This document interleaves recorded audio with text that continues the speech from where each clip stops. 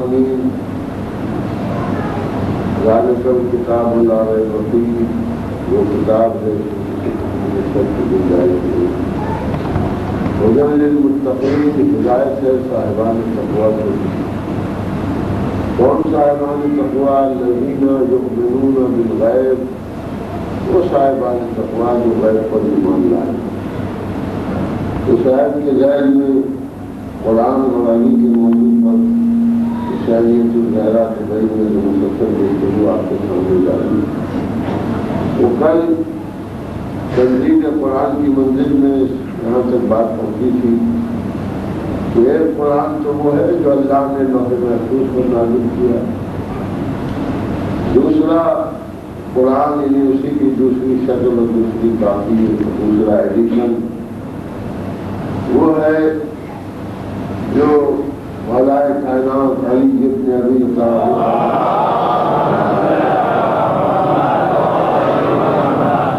نزول کے مطابق اور تشریح اور وضاحتوں کے ساتھ جمع فرمایا اور مسلمانوں کے سامنے دور اول میں مسجد میں لا کے پیش کیا تھا کہ ہم نے تمہاری ہدایت کے لیے قرآن کو جمع کر دیا ہے، اس قرآن کو لے لو تاکہ تمہاری زندگی، تمہارے فیصلے، تمہارے احکامات قرآن کی روشنی میں بسر ہوتے ہیں۔ جس کو مسلمانوں نے بلا سبب، بغیر کوئی وجہ بتائے ہوئے، بغیر کوئی اختلاف کیے ہوئے، بغیر اس قرآن میں کوئی نقص نکالے ہوئے لینے سے انکار کر دیا۔ تیسرا قرآن جو لکھا گیا وہ پہلے خلیفہ کے دور میں، دوسرے خلیفہ کے کہنے پر جو میں کل ذکر کر رہا تھا آپ کے سامنے، زید بن ثابت نے جمع کیا، اور یہ زید بن ثابت کا جمع کیا ہوا قرآن جس کے دو نسخے تھے، ایک نسخہ ام المومنین حفصہ کے پاس تھا، دوسرا نسخہ ام المومنین عائشہ کے پاس تھا، جیسا کہ علامہ جلال الدین سیوطی نے کتاب الافغان فی شرح القرآن میں صفحہ 25 کے اوپر تحریر فرمایا۔ اب چوتھا قرآن وہ قرآن تھا جس کو خلیفہ سیوم نے جمع کیا، اور آج یہ جو قرآن ہمارے پاس ہے یہ وہی قرآن ہے، اسی کی نقل ہے جو خلیفہ سیوم نے جمع کرایا تھا۔ اس میں تمام مسلمانوں کا متفقہ فیصلہ ہے، ملکیہ سنیوں میں جو فرقے ہیں ان میں کوئی اختلاف نہیں کہ یہ بیعت عثمانی ہے، یہ تیسرے دور میں خلیفہ عثمان نے اس قرآن کو جمع کرایا، اور وہی قرآن نقل ہوتے ہوئے ایک کے بعد دیگرے ہم تک پہنچ گیا، اور آج اسی قرآن پر سب کا ایمان۔ پہلی بات تو میں برادران اسلامی سے، کیونکہ علمی بات ہے، اسلام علم ہے، مسلمانوں کو اپنی نجات کی فکر کرنا چاہیے، دوسروں کے مباحث سے نہیں بننا۔ کہ ہم کو بدنام کیا جاتا ہے، ہماری گفتگو سننے سے منع کیا جاتا ہے، یہ سمجھا کہ ہم گمراہی پھیلاتے ہیں۔ تو جب موقع آئے گا، بات آئے گی تو ہم کہیں گے ضرور کہ علی نے جو قرآن لکھا تھا وہ مدینے کے مسلمانوں نے قبول نہیں کیا، لیکن خلیفہ سیوم نے جو قرآن جمع کیا وہ ہم نے قبول کیا۔ اس کا مطلب یہ ہے کہ ہم متعصب نہیں ہیں، ہمارے پاس جو قرآن ہے ہم جانتے ہیں کہ تیسرے دور میں جمع ہوا اور تیسرے خلیفہ نے جمع کیا، اور پھر بھی ہم اس کا احترام کرتے ہیں، چھوتے ہیں، سب پڑھتے ہیں، پڑھتے ہیں، اسی سے ہدایت حاصل کرتے ہیں۔ اور نہ ہمارے کسی امام نے منع کیا کہ چونکہ انہوں نے جمع کیا تھا لہٰذا اس کو قبول نہ کرنا، ایسی بات نہیں۔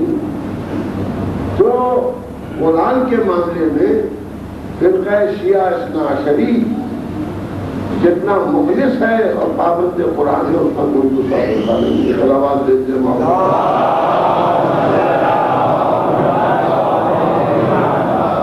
آج میں آپ کے سامنے ایک جملہ ضرور دہراؤں گا کہ عام طور پر سلوگنس نہ رہے۔ دیکھیے اہل بیت حق ہے، حق اہل بیت، ان کے مقابلے میں نہ کوئی دلیل لائی جا سکتی ہے، نہ کوئی ثبوت لایا جا سکتا ہے قرآن سے نہ حدیث سے۔ صرف ایک راستہ ہے مخالفین آل محمد کے پاس، نعرے، سلوگن، نعرے بنانے۔ چنانچہ ایک نعرہ یہ بھی چل رہا ہے، سکہ راج الوقت، آج کل بہت زبانوں پر تحریر ہوگی، مضمون ہوگی، چلا رہا ہے، سلوگن ہے، نعرہ ہے کہ رسول اللہ نے دو چیزیں چھوڑی تھی، قرآن و اہل بیت۔ مسلمانوں میں سے ایک نے قرآن لے لیا، ایک نے اہل بیت کو لے لیا، سنا ہوگا، اور بعض اپنے بھی دوہرا دیتے بے سوچے سمجھے۔ یعنی مسلمانوں کو تو یہ عالم ہے کہ ان کا کوا ناک لے گیا تو ان کا کوا ناک لے گیا، کوا ناک لے گیا، بچے دوڑ کے بھی دیکھو ہے کہ واقعی لے گیا۔ اسی طریقے سے یہ نعرہ باشیہ بھی دوہرا دیتے ہیں۔ دو چیزیں رسول اللہ نے چھوڑی تھی، قرآن اہل بیت۔ اہل سنت نے قرآن لے لیا، شیعوں نے اہل بیت کو لے لیا۔ کیا مانی اس نعرے؟ اس نعرے کے تو مانی یہ ہوئے کہ شیعوں کا کوئی قرآن سے تعلق ہی نہیں۔ کتنی بڑی غلط اور تاریخی غلطی ہے۔ اور کمال یہ ہے کہ جنہوں نے اہل بیت کو اپنایا آج بھی قرآن نہیں کیا، اور جن کو لوگ کہتے ہیں قرآن لے لیا، انہوں نے آج تک نہیں لیا۔ کلمات بھیجتے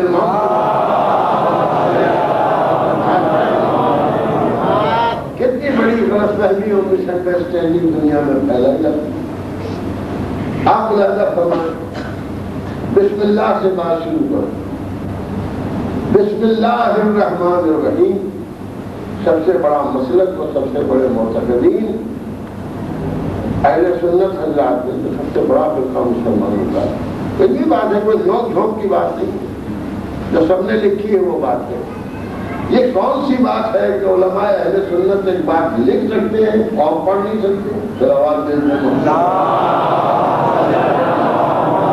لکھ سکتے ہیں اور ہم پڑھ نہیں سکتے، یہ کون سی منطق ہے؟ تو علامہ جلال الدین سیوطی نے بھی لکھا اور صحیح بخاری شریف نے بھی کہ حضرت امام ابو حنیفہ یہ فرماتے تھے، تسمیہ لیسا ہے، یعنی تسمیہ جو ہے وہ آیت نہیں ہے۔ بسم اللہ الرحمن الرحیم قرآن کی آیت نہیں ہے۔ 114 سورے ہیں جن میں خالی ایک سورے میں بسم اللہ نہیں، سورہ برات آپ کو معلوم، اور سب میں ہے۔ تو 113 جگہ جو قرآن میں مسلمان بسم اللہ الرحمن الرحیم پڑھتا ہے، اس کو امام ابو حنیفہ کا فتویٰ ہے، اعلان ہے کہ یہ قرآن نہیں ہے، یہ تو تبرکاً پڑھا جاتا ہے۔ اللہ کے نام سے شروع کرتا ہوں جو رحمان الرحیم ہے، یہ قرآن کی آیت نہیں ہے۔ تو اب 113 آیتیں کم ہو گئی نا قرآن سے، اور ہر سورے کے پہلے لکھی ہوئی ہے سوائے سورہ برات کے۔ تو یا تو قرآن سے نکالی جائے ہے بسم اللہ نہ لکھی جائے، اور یا یہ کہیے کہ ہم فتویٰ نہیں مانتے۔ یہ کیسے ماننے والے ہیں کہ مانتے ہیں بات نہیں مانتے ہیں؟ صلوات میں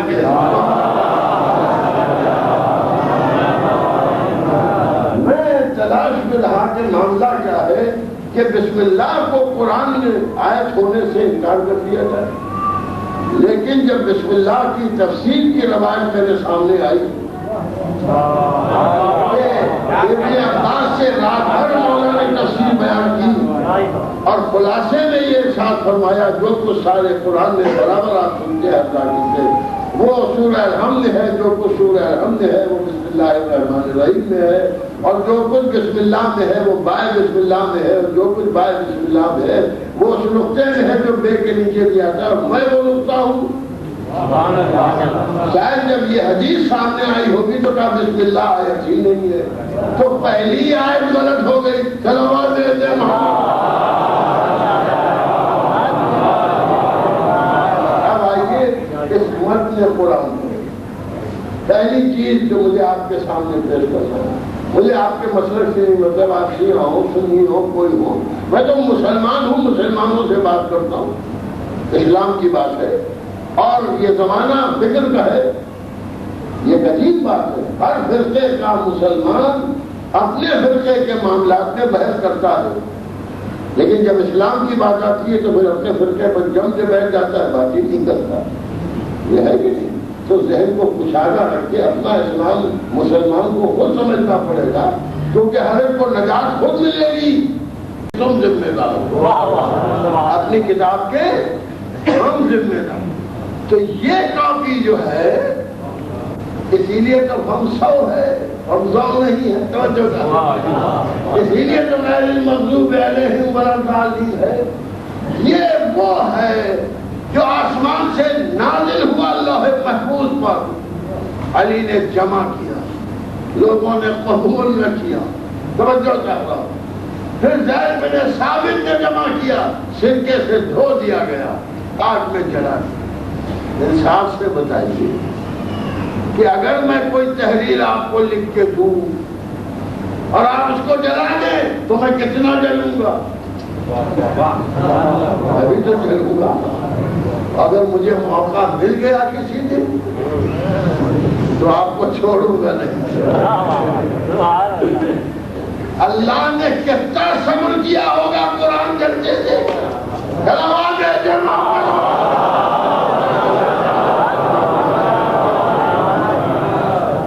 قرآن جلانے والے کو اللہ چھوڑ نہیں سکتا، کیسے چھوڑ دے رہے؟ اللہ کی کتاب جلا دیا گیا، سرکے سے دھو دیا گیا۔ تو اب سارے قرآن ڈس ایپیئر ہو گئے، تیسرے خلیفہ کا جمع کیا، اور علی ابن ابی طالب علیہ السلام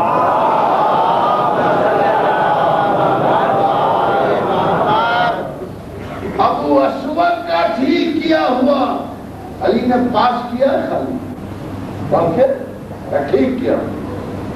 یہ بھی ایک عجیب بات، شیعہ سے قرآن سے کیا مطلب؟ یہاں ابو اسود شیعہ تھے،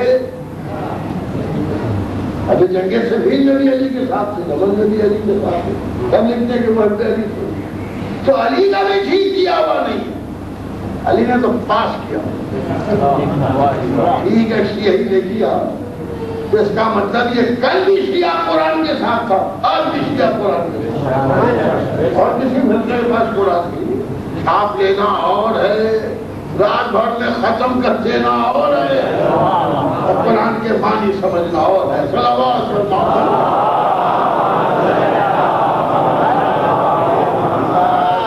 اب سمجھ میں آیا کہ مولا کائنات نے چوتھی خلافت کو کیوں قبول کیا؟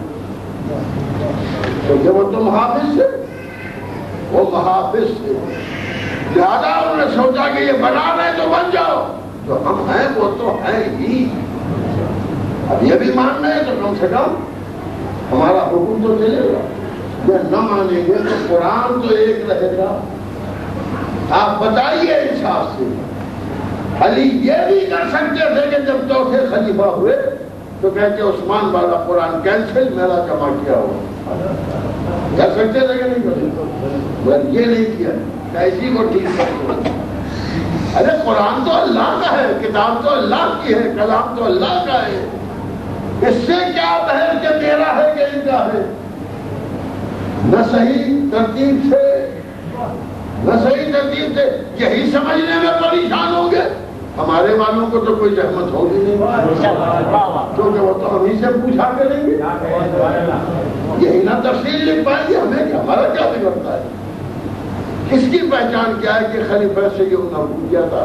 بڑے سورے پہلے، اس سے چھوٹے، اس کے بعد اس سے چھوٹے، اس کے بعد جیسے ہے، جیسے علامت ہے، اور آیات ہیں جن کی اصلاح، جن کا کریکشن ابو اسود علی نے کیا، اور علی نے اس کو ملاحظہ فرمایا اور پاس کیا، اور پاس کرنے کے بعد کہا یہ جائے۔ تب کمال کی بات سنیے، تیسرے خلیفہ نے جمع کیا تو پہلے دوسرے کا جمع کیا ہوا جلوایا بھی، مٹوایا میں کیا کہہ رہا، اور علی نے اسی کو کریکٹ کر دیا کہ اب نہ تم جلا سکو اور نہ مٹا سکو،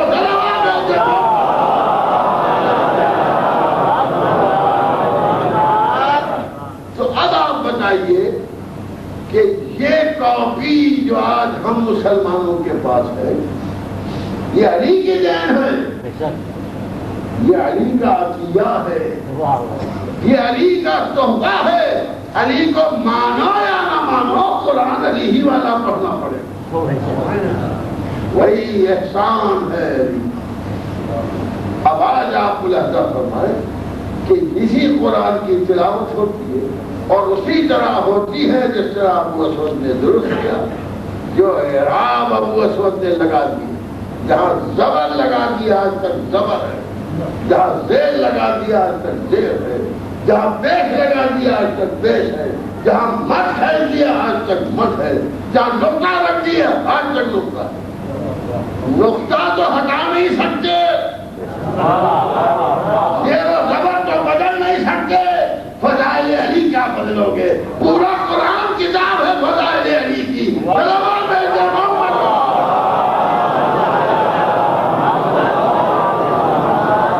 ان مجلسوں میں نہ جاؤ جس میں علی کے فضائل بیان ہوتے، اس کتاب کو نہ پڑھو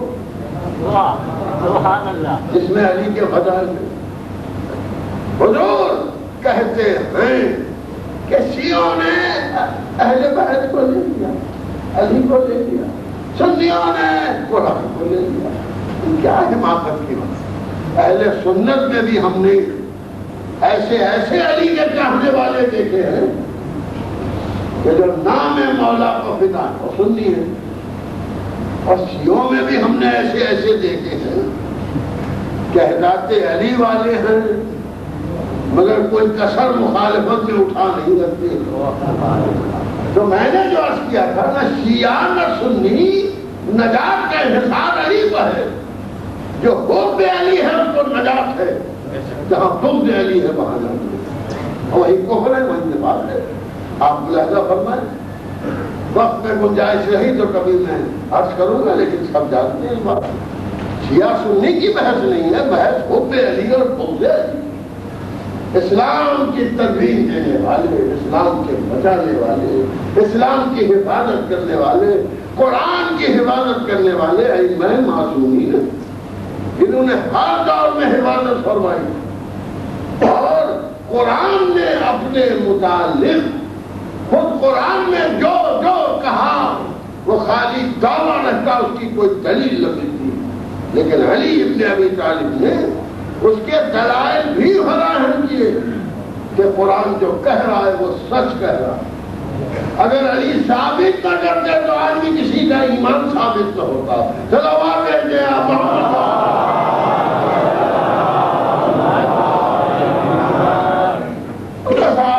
انہوں نے یہ لے لیا دین نہیں۔ ہمارے پاس قرآن بھی ہے، ہمارے پاس دامن اہل بیت بھی، ہم صحیح قرآن کے پیرو ہیں، اس لیے کہ آل محمد کے ماننے والے، اور جو آل محمد کو مانے گا وہ قرآن کو چھوڑ ہی نہیں سکتا۔ ہمارے تو ایک ہاتھ میں قرآن ہے، ایک ہاتھ میں دامن آل ہے، یہ تو ہم ہیں۔ آؤ ہم تمہیں رسول اللہ کو دکھائیں کہ جب غدیر میں منبر پر تشریف لے گئے ہم پر اعتراض ہے، حالانکہ ہمارے ایک ہاتھ میں قرآن، ایک ہاتھ میں دامن علی، اور غدیر میں تو نبی کے دونوں ہاتھوں میں علی۔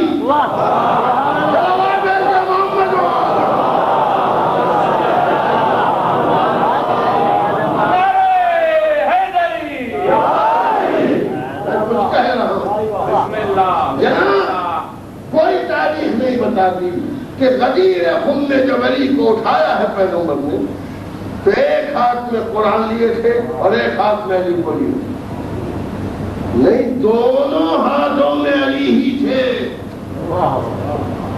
کسی صحابی نے نہ کہا یا رسول اللہ بس علی آپ کے ہاتھ میں قرآن نہیں ہے، کیسے کہتا؟ اس لیے کہ نبی پہلے کہہ چکے تھے قرآن علی کے ساتھ ہے، علی قرآن کے ساتھ ہے، تو قرآن و علی جدا ہے ہی نہیں۔ فرق یہ ہے کہ وہ قول ہے، یہ فعل ہے، وہ اللہ کا قول ہے، یہ اللہ کا فعل ہے، یعنی وہ ثابت ہے، یہ ناطق ہے، وہ تھیوری ہے، یہ پریکٹیکل ہے۔ جو علی کو نہ مانے گا وہ قرآن کو کیا مانے گا؟ چلو آپ محمد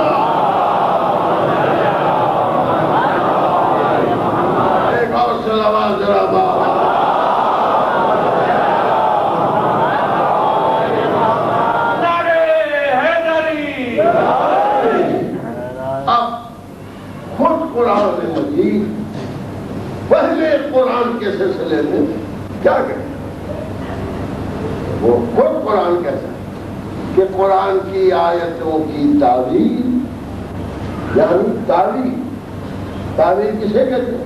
معنی نہیں، تعویل اور معنی میں فرق ہے۔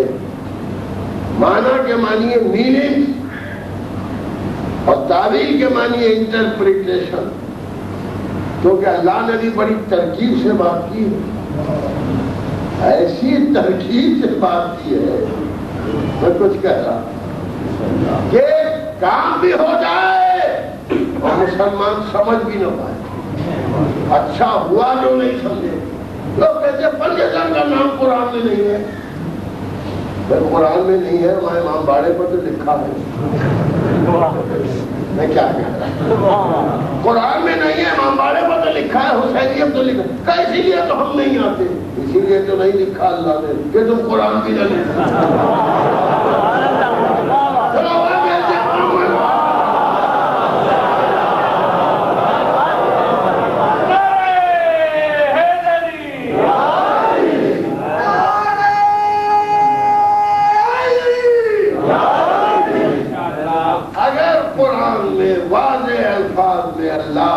پنجتن یا 12 امام ہو یا 14 معصوم، 13 معصوم، ان کے نام لکھ دیتا ہے نا، تو یہ قرآن صرف شیعوں کا ہوتا، مسلمانوں کا نہ ہوتا۔ اور اللہ چاہتا تھا کہ تم چاہے جتنی کتابیں لکھو آل محمد کی مخالفت میں، میری کتاب رہے ان کی محبت میں، اور تمہارے گھر میں رہے، تم ہی چھاپو، شیعوں سے زیادہ چھاپو، چھاپ چھاپ کے فری بانٹو، تاکہ ہر گھر میں مدح اہل بیت تو رہے۔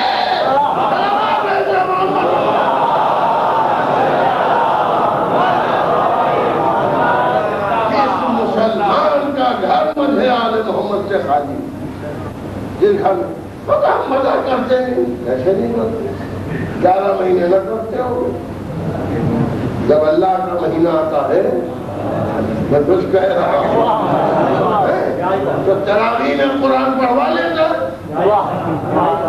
اور پورا قرآن ختم ہوتا ہے،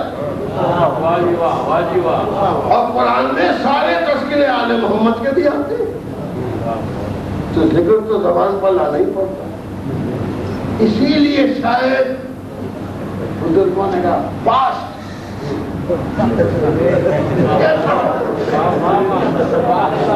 کچھ کہہ رہا اتنا تیز پڑھو کہ نمازی سمجھ نہ پائے کہاں مدھیری کی آیت نازل ہوئی،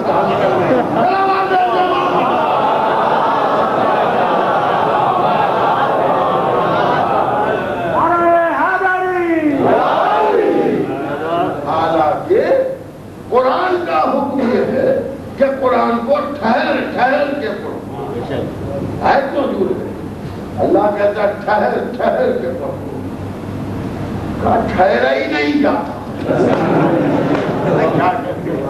میں نے یہ منظر ہندوستان میں دیکھے، منظر ہندوستان اکثر مسلمانوں کو دیکھا، جلوس جا رہا ہے، غازی عباس کا عالم جا رہا ہے، تازیہ جا رہا ہے، تابوت جا رہا ہے، اب سڑک ہے، ہائی وے ہے، اب جو نکلے اور دیکھا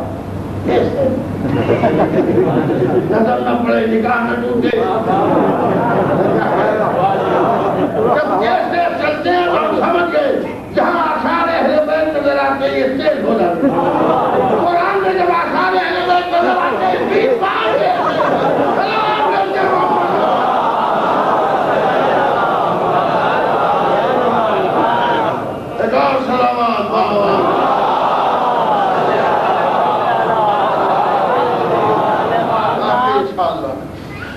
گزارش یہ ہے کہ قرآن سے علی جدا نہیں ہو سکتا، علی سے قرآن جدا نہیں ہو سکتا۔ یہ سلوگن محمل ہے، نامعقول ہے، یہ سلوگن، یہ نعرہ کہ کچھ نے قرآن لے لیا کچھ نے اہل بیت، نہیں، قرآن اہل بیت جدا ہو ہی نہیں سکتے۔ جو قرآن کو لے گا اسے علی کو لینا پڑے، اور جو علی کو لے گا اس کے قرآن کو لینا پڑے۔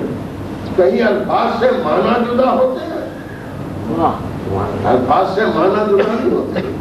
اب قرآن میں کیا ہے اور مولائے کائنات سے کس طرح سے قرآن، جناب قرآن معجزہ ہے، قرآن معجزہ ہے۔ کس نے معجزہ آج تک دکھایا قرآن سے؟ آج ہر گھر میں قرآن موجود ہے، ایک معجزہ مجھے دکھا دیتے کوئی آیت پڑھ کے، تو ہم کیسے دکھائیں؟ یہ معجزہ کیا ہے؟ معجزہ ہے، لیکن کیا معجزہ ہے دکھاؤ۔ اگر قرآن معجزہ ہے تو معجزہ دکھاؤ۔ تو ہم نہیں دکھا سکتے مگر ہے، تو پھر کیوں ہے جب کوئی دکھانے والا نہیں ہے؟ جب معجزہ ہوگا تو کوئی صاحب اعجاز بھی ہوگا۔ یہ قرآن تو مسلمانوں کے ہاتھ میں ایسے ہی ہے جیسے موسیٰ کا عصا۔ آج اگر کہیں سے برآمد ہو جائے، کھدائیاں ہو رہی ہیں اور کئی کھدائی میں اسرائیل میں جناب موسیٰ کا عصا نکل آئے، تو عصا تو مل جائے گا لیکن مارنے سے دریا کا پانی نہیں پڑے گا۔ عصا مل جائے گا مگر سانپ نہیں کھائے گا، کیونکہ معجزہ دست موجز نما میں ہوتا ہے۔ میں کچھ کہہ رہا ہوں، معجزہ دست موجز نما میں ہوتا ہے۔ مسلمانوں قرآن معجزہ ہے اور کوئی دکھا نہیں سکتا۔ علی نے معجزے دکھائے قرآن کے، حسن نے معجزے دکھائے قرآن کے، حسین نے تو اتنا بڑا معجزہ دکھایا کہ نوکے نیزہ پر قرآن پڑھا۔ علی نے تو پیدا ہوتے ہی معجزہ دکھا دیا قرآن پڑھ کے، کہ کوئی بچہ نہیں پڑھ سکتا، ہم پڑھ رہے ہیں۔ باپ نے پیدا ہوتے ہی قرآن پڑھا، اب بیٹے نے شہید ہوتے ہی قرآن پڑھا۔ کوئی پڑھ سکتا ہے؟ انسان کا نہیں پڑھ۔ یہ بتانے کے لیے کہ قرآن ہم سے جدا نہیں ہے اور ہم قرآن سے جدا۔ اور تم نے قرآن کے ساتھ کیا کیا؟ قرآن پر کیا ظلم کیا گیا؟ قرآن جاننے والی نہیں۔ قرآن کو تو یزید کیا کہتا ہے؟ یزید یہی تو کہتا تھا کہ کیسا قرآن، کیسی وحی، قسم خدا کی اگر حسین قربانی نہ پیش کرے، اور صرف قربانی نہیں، اگر امام زین العابدین اور جناب زینب صلوات اللہ علیہ کربلا سے کوفے اور کوفے سے شام نہ جاتی تو اسلام ختم ہو گیا۔ آج سیرت یزید کا نام اسلام ہوتا، سیرت محمد کا نام اسلام نہیں ہوتا۔ یہ احسان ہے ثانی زہرا کا۔ اور کس طرح سے اسلام کو بچایا؟ کہ جب امام زین العابدین کو یزید نے بلایا تو جناب زینب نے کہا بیٹا میں تم کو تنہا نہ جانے، میں بھی تمہارے ساتھ دربار میں چلوں۔ کہا نہیں پھوپھی اماں مجھے اکیلا بلایا۔ کہا بیٹا میں اکیلا تمہیں کیسے جانے گا؟ کہا نہیں پھوپھی اماں مناسب نہیں آپ کا، انشاءاللہ خیر ہے۔ امام زین العابدین گئے دربار یزید، جناب زینب 70 بار دروازے زندہ جیسے تاریخوں میں کہ حسنین جب گھر سے باہر جاتے تھے تو شہزادی کونین بار بار دروازے باہر۔ آج بی بی زینب اسی طرح سے دروازے باہر۔ ایک مرتبہ دیکھا زین العابدین واپس مگر ہاتھوں میں ہتھکڑیاں نہیں، پیروں میں بیڑیاں نہیں، گلے میں خاصدار تاؤ نہیں۔ ہاں دادارو اب اربعین بھی تمام ہو رہا، اربعین بھی تمام ہو رہا، کل شب اربعین ہو جائے گی۔ حسین کا غم بہت جلد چلا جاتا۔ لکھا ہے کہ جب سید سجاد آئے کہ بیٹا خیر، کہ پھوپھی اماں یزید نے ہم کو رہا کر، اور رہائی کی خبر سنی، آواز کے کلمے ایک مرتبہ کا ہائے بھیا، اور بے ہوش ہو گئے۔ یہ معمولی بات نہیں ہے، بے ہوش ہو گئے۔ روز عاشور رخصت حسین سے پہلے تک جناب زینب کو 70 بار مگر جب سے بھائی نے بہن کو گھر سونپا زینب کو غش نہیں آیا، شام میں غریباں میں غش نہیں آیا، راہ کوفہ شام میں غش نہیں آیا، زندان شام میں غش نہیں آیا، سال بھر کے بعد رہائی کی خبر سن کے بے ہوش ہو گئی۔ امام زہر العابدین پانی آئے چھینٹے دیے تو بھی اماں اٹھئے آئے بھئیا کہتی تھی کوئی سوچتا ہوگا کہ قیدیوں کو رہائی کی خبر دی اور قیدی ہوئے، یہ تو خوشی کی بات ہے۔ کسی قیدی سے بھی کہو کہ تمہیں رہا کر دیا گیا، نفسیات کا تقاضا یہ کہ وہ خوش ہو جائے گا، ہاں ٹھیک کہتے ہیں، مگر قیدی کیوں خوش ہوتا ہے کہ قید سے چھوٹیں گے، بھائی سے ملیں گے، اولاد سے ملیں گے، ہائے وہ قیدی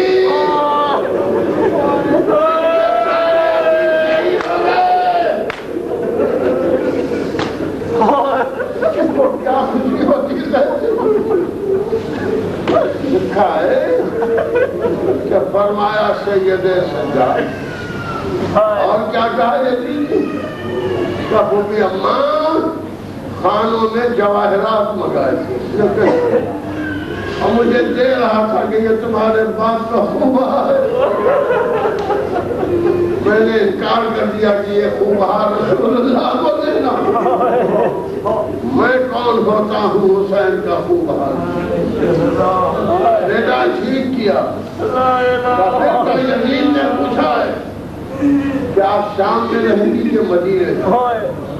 معلوم کہہ رہا تھا شام میں رہے تو مکان خالی کرا، مدینے جائیں تو انتظام کر دوں، جاؤ اور جا کے یزید سے کہو کہ ہم مدینے جائیں گے، شام میں رہنے کا کوئی سوال، لیکن ابھی مدینے نہیں جانا، گھر خالی کرا تھے، اس میں سیاہ پردے لگوائے، ہم قید خانے سے نکل کے ادا خانے میں جائیں،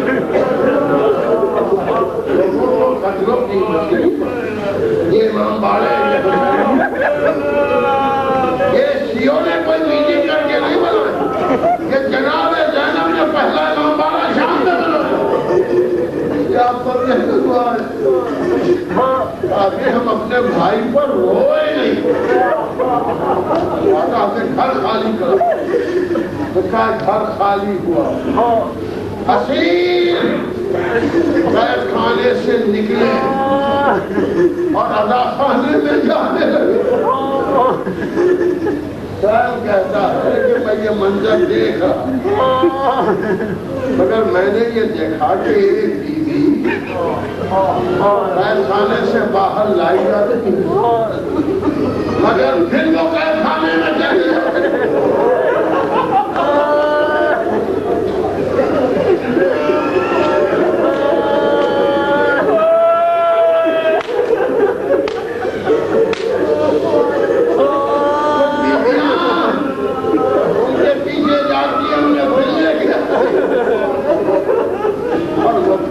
میں نے عورتوں سے کہا پتا لگاؤ یہ کون کی بھی ہے جو قید خانے نہیں چھوڑ، تو اس نے آ کے جواب دیا کہ یہ سکینہ کی ماں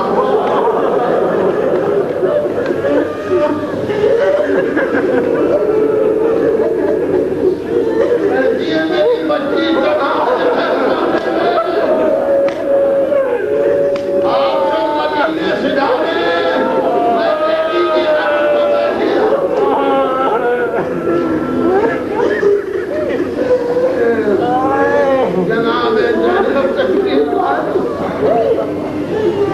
اور سمجھا کر لے جناب زینب کا بڑا احترام جاتے باغ حسین سربراہ جناب زینب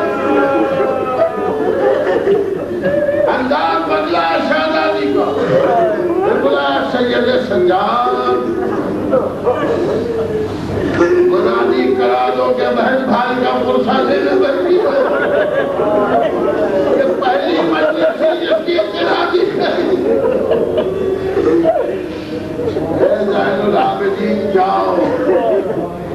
واقعی عزیز سے کہو ہمارے تبرکات بھیج دودھ کا سامان آنے لگا. جب بیعت کریے مرزا صاحب اللہ ہوگا فرماتے ہیں کہ عباس کے مرنے پر وہی جاہو حشم تھا اور اس لوٹ کے سامان میں بھی آگے الگ تھا.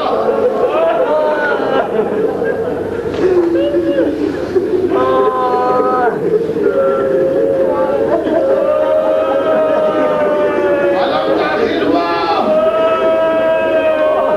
لوگ پوچھتے ہیں آپ مجلس کے بعد تب اذکار اٹھاتے ہیں.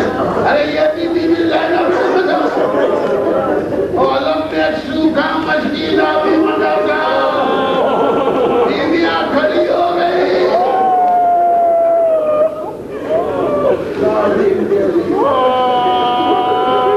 سامان آیا.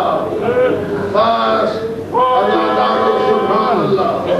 خدا تمہیں کسی غم میں نہ لائے سوائے تمہیں اور غم حسین میں رونے میں کبھی کبھی نہ ہو. سامان جو آیا تو سب سے پہلے جناب زینب اس خان کی طرف بڑی جس میں چادریں رکھی ہوئی.